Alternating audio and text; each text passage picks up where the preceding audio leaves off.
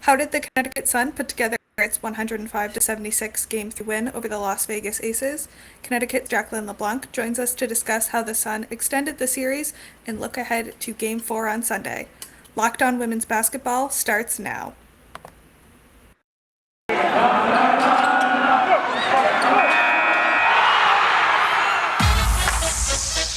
You are Locked On Women's Basketball, your daily podcast on women's basketball. Part of the Locked On Podcast Network, your team every day.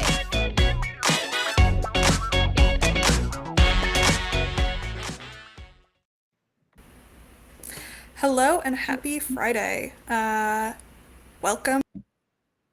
You are locked on to women's basketball, and I'm a features writer and the Atlantic 10 beat reporter for making Locked On Women's Basketball your first listen every day. And remember, Locked On Women's Basketball is free and available on all platforms, including YouTube.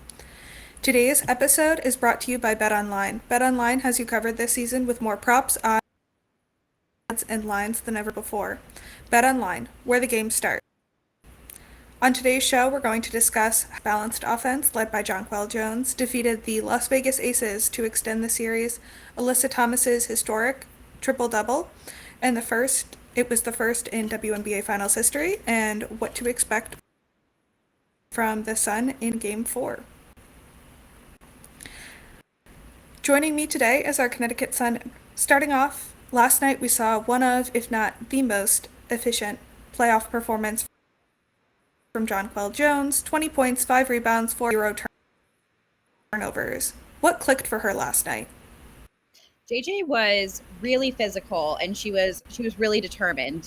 She was demanding the ball, which is, sometimes throughout the playoffs this season and even through the regular seasons at times, you could see JJ being a little bit timid and, when she's not necessarily into her rhythm early, she's not demanding the ball as much. She's not getting those paint touches. She was really, she took on that leadership role last night. She was really physical early. She demanded those touches early. She talked about how she really had to focus on doing her work early before Vegas started sending bodies at her in the paint. She was really good with her duck-ins, offensive rebounding, boxing out A'ja Wilson was crazy. I think A'ja was held to like 4 rebounds a game last night. Which was crazy for the MVP and DPOY and A'ja Wilson. But yeah, JJ just really looked like her MVP self. What she kind of brought to the game last year, and has sometimes been muted at times just because of how balanced this offense can be and how many weapons this team has, especially in the post. But yeah, JJ, she was physical. She was determined. Kurt said you saw a physical, determined JJ. Was really impressive with, how she was able to kind of demand those touches and get those rebounds, but also getting her other teammates involved. Did you talk about at all post-game, if there was anything specific that clicked for her, or if, she just put all the pieces together and did what she knows how to do? Yeah, she said, kind of going back to last game, that's kind of just being able to take advantage of the defense is not something that she necessarily did in that last game, and something that really kind of clicked for her going into this one. Someone asked her about just being aggressive on those duck-ins and dives from the top of the key, and how if that like extra aggression was kind of placed in her mindset. And, she said that she really did feel like she was kind of determined on playing that a little bit, especially when the defense like wasn't guarding her or wasn't loading up with so many bodies in the paint. She said they're kind of playing a little bit more honestly as they were going down in transition. So just being able to use all those opportunities that the defense gave her and really kind of making that part of her game. And in addition to JJ's performance, 5 other Connecticut Sun players scored in double figures. What was clicking, or what happened for the offense to be so productive for the Sun last night? Yeah, well, this team pretty much throughout the entire season, definitely throughout the playoffs, they have repeated again and again and again that they play their best basketball when they're being themselves, they're having fun. How that kind of looks is they're being loose, they're confident, they're playing together, they're playing for each other. I went to shoot around before the game yesterday, and I spoke to Courtney Williams and Dewana Bonner, and I asked them both a little bit about that and kind of how that plays out on the court. And, they said they both said that they could already just feel like a new wave of confidence. Just being at home was huge. I think Joanna mentioned it a couple times to me in shoot around, but also in post game, that like being able to sleep in her own bed was huge after being on the road for 7 or 8 days, you know, playing in Chicago, going straight to Vegas and being there. She said, you know, that being at home was kind of a new refreshed feeling for the team, especially having their fans behind them. Courtney told me that, you know, they really didn't have anything to lose at this point. You know, they went down 2-0 in Vegas, you know, at risk of being swept at home, facing another elimination game. You know, she really talked about how this team doesn't have anything to lose and they have to play like they don't have anything to lose. She said they were super confident in each other. Joanna talked about how they were all just like, she could feel it when they walked into shoot around. Like they were laughing, they were dancing.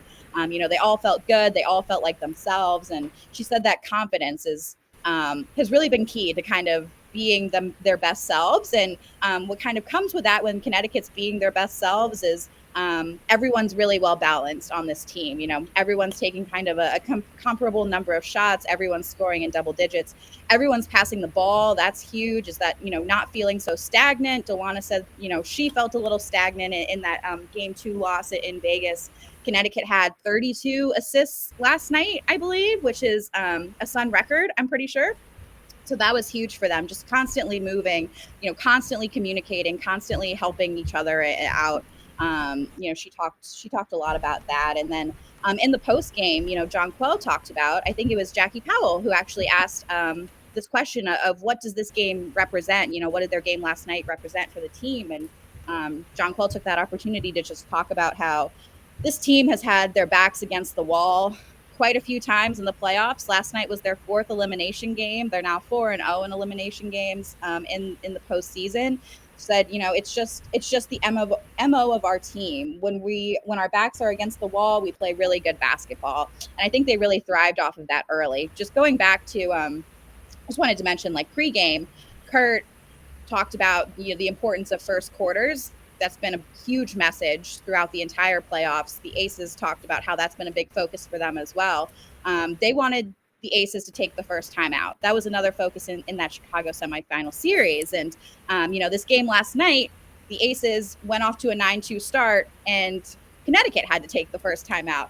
But he said, like, in that moment, you know, they were kind of frustrated they had to take that first time out. But it was at that moment that they were really able to kind of lock in, adjust, settle. AT didn't think that they were really settled early on in that early few minutes where Vegas went 9-2. She thought, you know, they were being a little bit over aggressive, not making some easy open looks.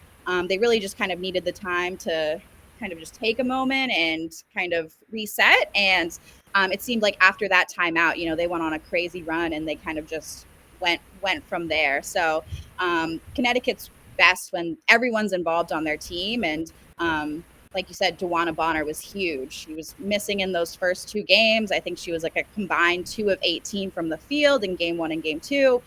It was really important to get her involved, and she had a basket real early, just cutting to the rim, and it felt like that was kind of a big momentum shift for CT, just getting Joanna going early.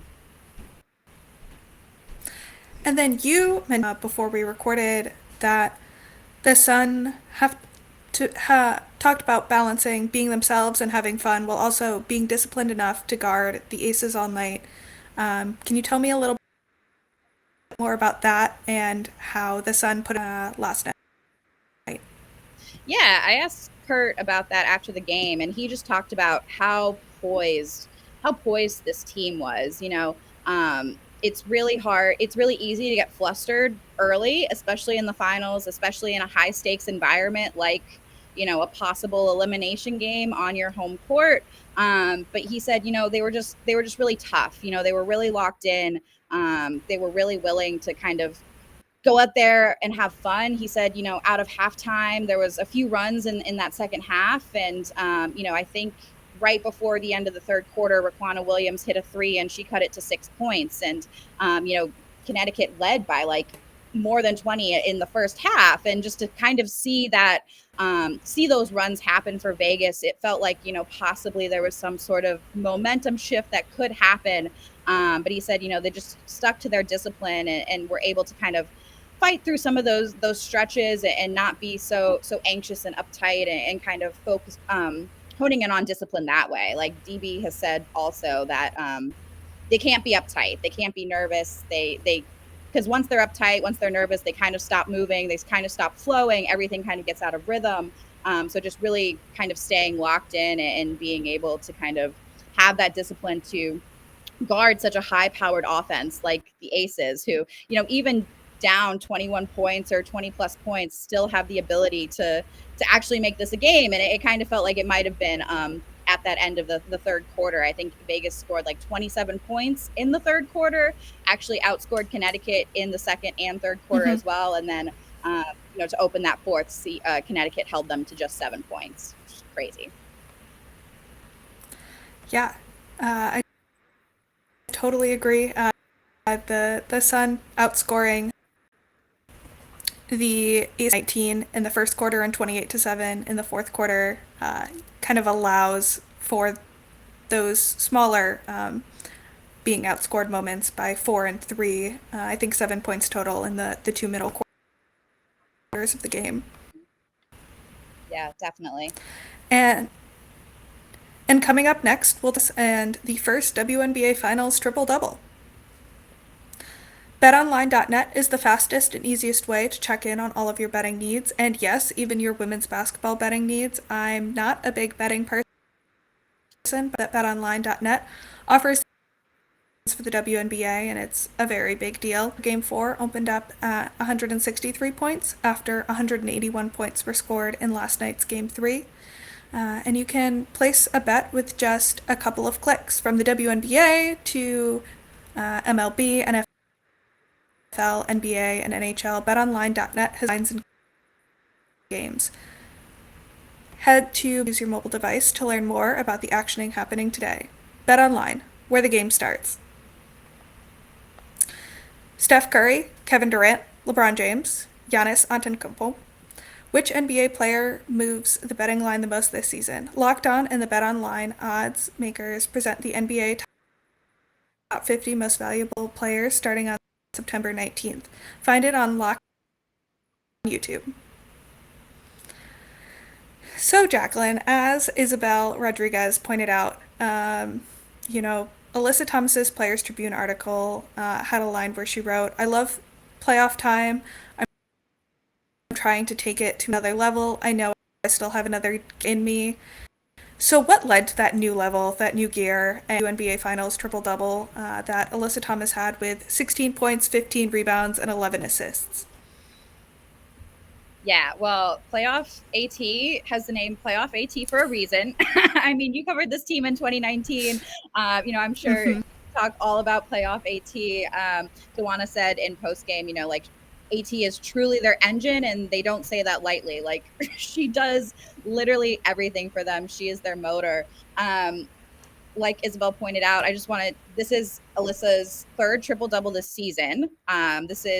She's had all three triple doubles in Connecticut franchise history. Took 20 seasons for the Sun, and Alyssa has 3 of them already this season. It just seems like something she's been doing just all season, and that's kind of how she and Dewana and Jonquel kind of characterized that after the game. That it's just another game for AT. That was kind of like the sentiment in the regular season. When she notched some of those triple doubles, this is just another game for her. Like we said, Connecticut is really good when they're well-balanced offense, when everyone's scoring in double digits. And it seems like naturally when this team is really well-balanced on offense, that kind of naturally leads to an Alyssa Thomas triple-double. They said she had, this is her third triple-double this season. I went through kind of some of her other games throughout the regular season just to see how many times she got really close to a triple-double, because in the regular season, her teammates kind of talked about after she got that first one against Minnesota, Jonquel and everyone on the team was basically like, oh, no big deal. She probably should have had a bunch of those already this season. She's going to have another one. It's just so casual when talking about an Alyssa Thomas triple-double. But in the regular season, she had 2 games where she was 4 assists away from a triple-double. 1 game, she was 3 assists away. One game she was 2 points away. One game she was 2 assists away. And that kind of seems like sometimes it might seem like a far-fetched number, but Alyssa Thomas can do this like so quickly and so quietly that you don't even realize that she has the triple-double. Like, she definitely didn't realize she had the triple-double last night. I think she got it by like the 8th minute in the 4th quarter. I believe it was her first triple-double against Minnesota, where she had 6 or 7 assists in the 3rd quarter alone. So when Alyssa Thomas is, 2 assists away, 3 assists away, 4 assists away, it wouldn't surprise me if she was able to get those, pretty quickly. So it seems pretty feasible that she could have had some other ones, like in the playoffs as well. Game 1s against Dallas and Chicago, she was 3 assists away. In Chicago, game 5, she was 2 assists away from a triple-double. And that was really just like the sentiment from Dawana and Jonquel. Like, this is Alyssa goes to work, she does her work, and this is kind of how how it ends up for them. Dawana talked about how she really gets them going, and she truly is their engine. And if she's able to hit a couple shots, if she's able to do some things on defense early, move in transition, that kind of excites the rest of the team, and they're able to really feed off of that. That kind of goes back to them just like being fun and playing as a group. Like, this group is really able to feed off of each other. And when Alyssa Thomas is recording triple doubles in the finals, like, I'm sure that's something they feed off of. Alyssa, someone asked Alyssa, what did you do anything different? Did it feel different? Kind of how were you able to notch this historic game? And I'm sure you would call this a classic Alyssa Thomas answer. She said, for me, I approached the game like I approached any other game. Yeah, that is. We wanted. They've been struggling offensively. They really needed to start hitting their shots. And she's said this every time she's gotten a triple-double this season. She says, my teammates hit their shots, and I always say without them, none of these triple-doubles are possible. I'm pretty positive she said that every post game of each triple-double she's gotten this year. So just the well-balanced offense, just Connecticut kind of moving as a unit. Like, she really is their motor and their engine and their wheel that kind of gets everyone else in rotation. She's quietly, I feel like she notches her triple doubles like so quietly. Like, I was sitting next to someone in WNBA PR last night at the game, and I looked down and I was like, hey, I think that's Alyssa's, I think that's a triple double. And they looked at their box score and they're like, oh, I had no idea. Like, I had no idea she was that close already. So it seems like something that she can just do so quietly and like so naturally. And it's just part of her game. So when the offense is moving really well, when everyone else is moving really well, she may not get the triple double, but she's definitely getting really close to that territory for just her versatility and kind of the role she plays on this team. For sure. And, at times this season, when the Sun have struggled putting the pieces together, it's at times looked like Alyssa Thomas has been trying to force her productivity. Mm-hmm. What do you think was the difference or what's the fine line between her having to force it and really as it appeared in Game 3 last night? That's a really good question. I would think what we saw from Alyssa last night, she is not forcing anything, but she's also making the defense pay. Like, it's so crazy to think that, like, just like last night and throughout the game, it doesn't seem like Vegas is really putting much effort into guarding Alyssa Thomas, like, outside of the restricted area. So anytime she put up, one of those shot put floaters from the elbow or a little bit out, she was open, and she knows she's open. She knows she's going to have those shots. She's taking advantage of that.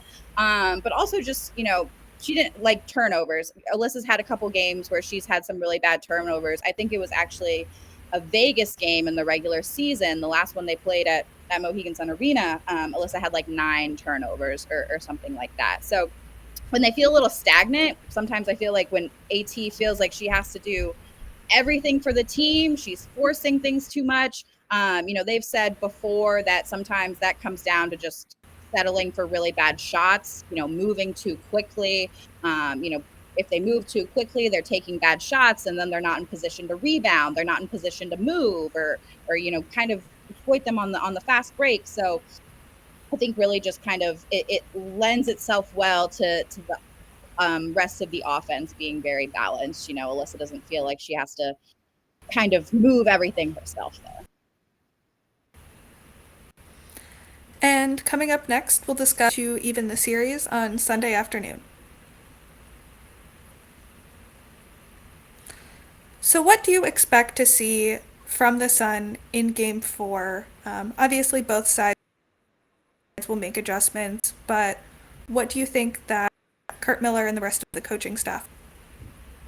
Yeah, well, I think it goes back to just kind of focusing on what they did last night and being able to do that well. I think they need to be able to kind of anticipate adjustments from Vegas. Vegas is an experienced team. They have an experienced coach. They have veterans. They have an MVP.